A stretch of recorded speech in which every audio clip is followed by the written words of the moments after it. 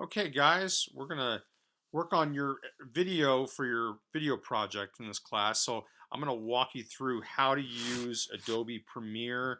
This is the latest version from the Adobe Creative Cloud. I believe it's version 2019.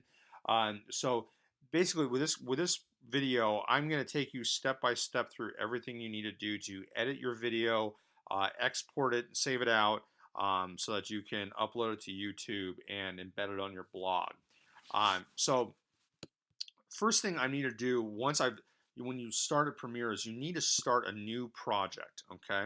And I already have a project here already named, ready to go. So all I need to do now is I need to import my clips to get started. So these are the 3 clips that we worked on when we were in class. I'm going to import them into my media browser here.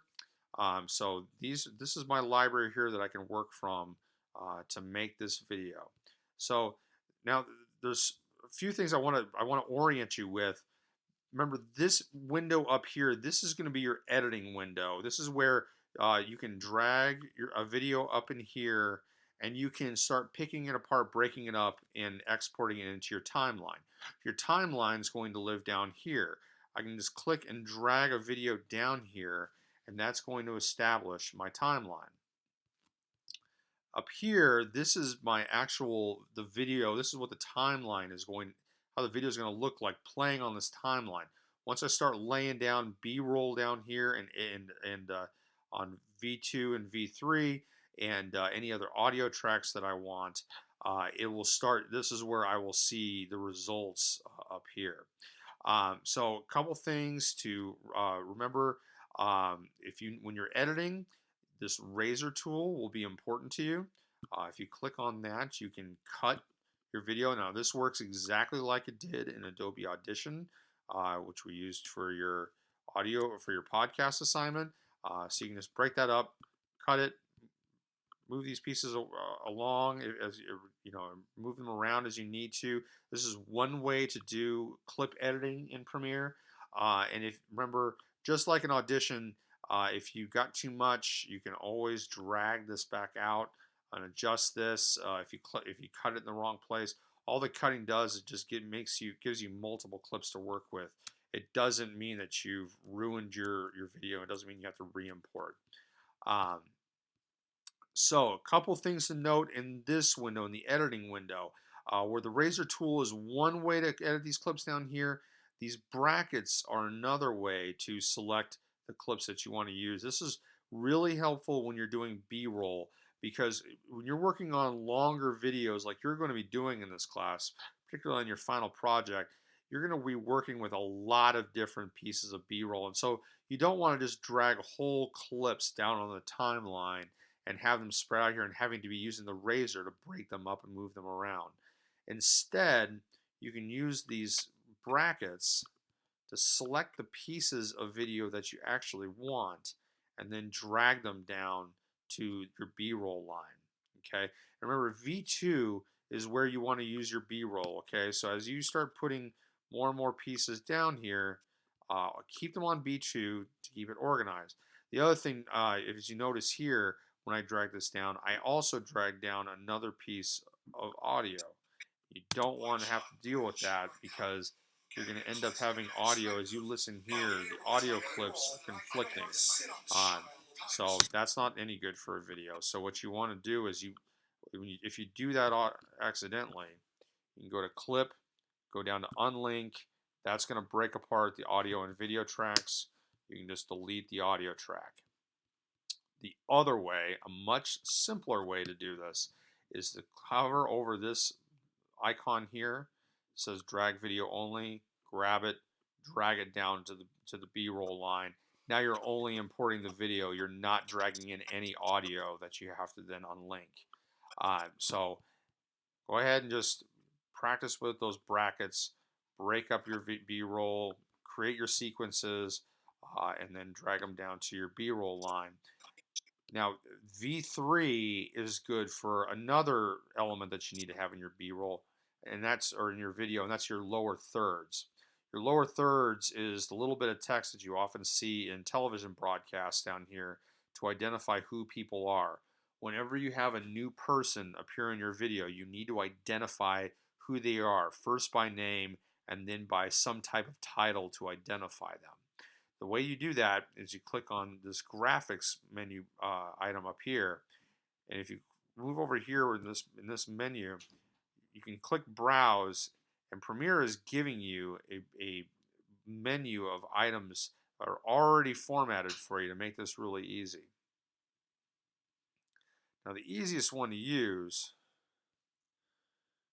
is there was one called basic lower third. If I can find it in here. I think I already shot past it. This one right here, your basic lower third. Now when you drag this over, it's going to create an image. And you're going to actually get it in your media folder once you create it. So click on the text item here, hover, or you want to make sure that you're hovering over on your timeline here, and then you can just use your text tool to highlight it and fill it in.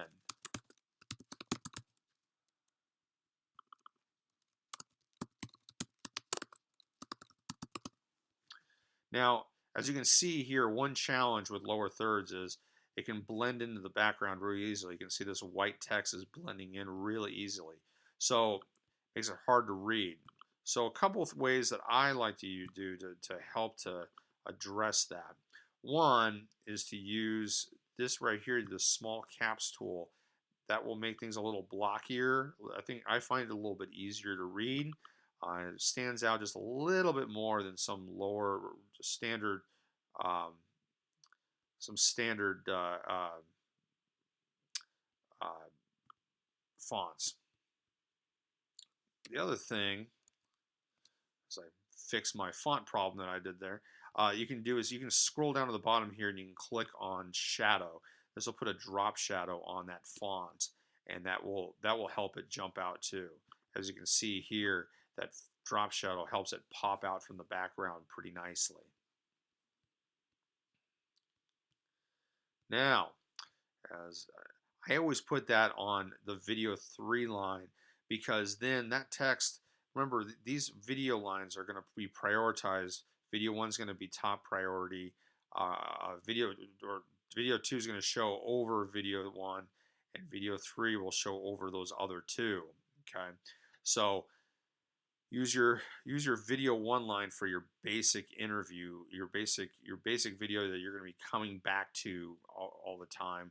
Video 2 for your B-roll that won't have any audio playing with it, and then video 3 for your lower thirds, because that will show up over everything, over all the layers. If you look at, if I remove this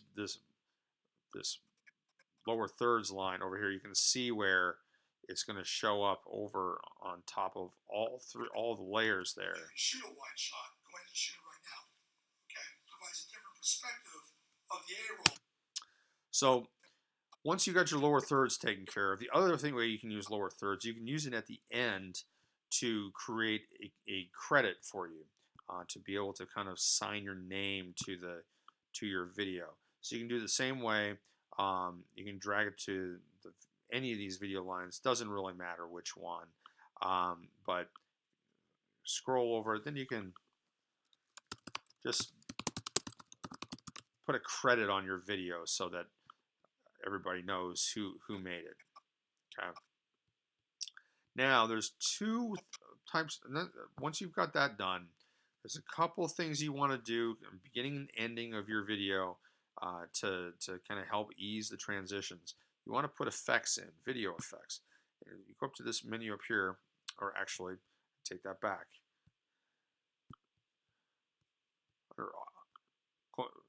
Call this menu here, go down to effects, access it there, and you see under video transitions is going to be the menu you want to select. It's the last one here. Pull that down, select dissolve, and you'll see a few of these options here.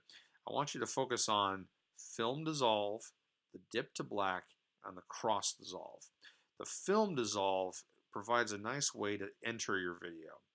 I like to use this sometimes to just provide a soft entry point.